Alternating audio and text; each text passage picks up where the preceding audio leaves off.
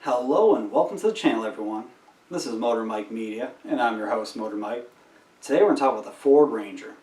And to talk about the current one, we need to briefly talk about the past. Starting all the way in 1983, when the Ranger came out, it was a boxy boy. It was reliable, dependable, and affordable. And it can get the job done. And it did. For Ford, it was a pretty good seller, and it was one of the best sellers in its class. Going on into the 90s, the second generation came out. They smoothed the edges, changed the interior, and updated some of the power plants, which is good.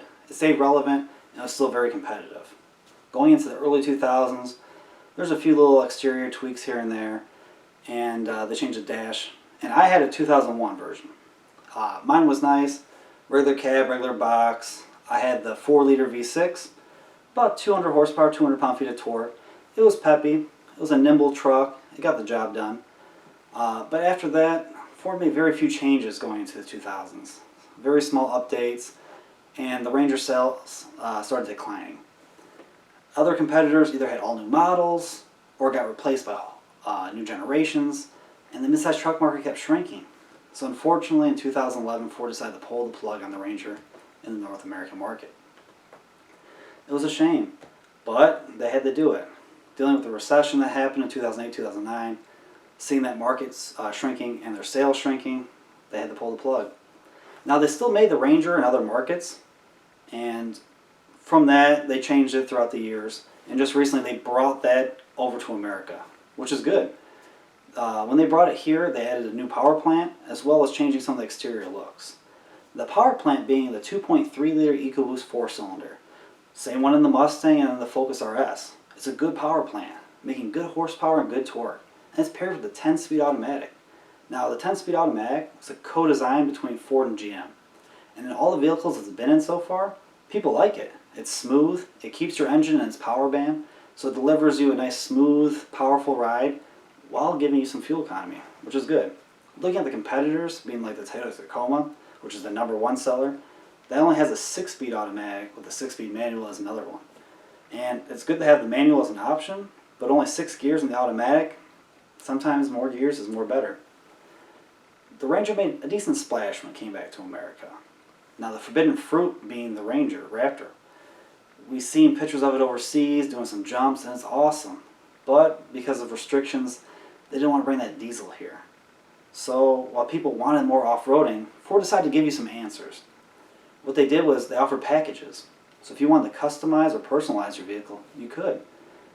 If you wanted to lift from the factory, you can do that. If you wanted some of the off-roady goodies, you can get them added on. They have the FX4 package, which gives you a bunch of stuff, whether it be trail control, more skid plates underneath, stuff like that. You can get that. And even a power boost. So it's good that Ford keeps adding things to the Ranger, but what they really did, which was cool, was they added the Tremor trim. So if you don't know, the Super Duty got the Tremor trim a while ago, and that's the next step up above the FX4 package. Now, what does it give you on the Ranger? Well, it gives you a lift, a slight lift, and it pushes the wheels out, giving you a slightly wider design, wider body. In the rear end, they changed the suspension tuning. You have different skid plates for more protection underneath, as well as auxiliary switches on the dash, which is great. If you're off-roading, you know you want to add lights or a winch or even a compressor, some off-road goodies. And it's good that it's already integrated into the dash for you. So all you got to do is plug it in, and you already have your switches. Now that we have that here, it's the next step in off-roading for people. And it's good, it gives you more options. But not only do we have that, but in Colorado they saw a test mule, which being the Ranger Raptor. Now, like I said, they don't want to bring the diesel here, but the Ford Ranger is built on the same assembly line as the Ford Bronco. It's actually built here in Wayne, Michigan, very close to where I live. And that's awesome. Now, they both share the same frame. Now you can start sharing components between each other. In the Bronco, you can get that same 4-cylinder and the 10-speed automatic, or you can get the 2.7-liter EcoBoost engine, which is a V6. Much more power, much more torque. I think that when the Ranger Raptor comes to America, the test mule they saw probably has that 2.7-liter engine in it, which is awesome. That will be the icing on the cake, if you will. Where you have the FX4 package, if you want something a little bit more for cheap, you can get the Tremor. But if you want way more power, way more off-road capabilities, that Ranger Raptor is there for you. And even Roush is stepping into it. Roush says for under $1,000, they can give you more horsepower and torque via a tune, which is awesome. It's good to see that Ford and the off-road market and aftermarket communities are all talking with each other. They want to be able to customize the Ranger, personalize it, and give you options. And it's good because all this stuff is making commotion about it. It keeps it fresh in everyone's ears. Even though it's an older model, by making these updates, you're keeping it relevant and competitive with everyone else.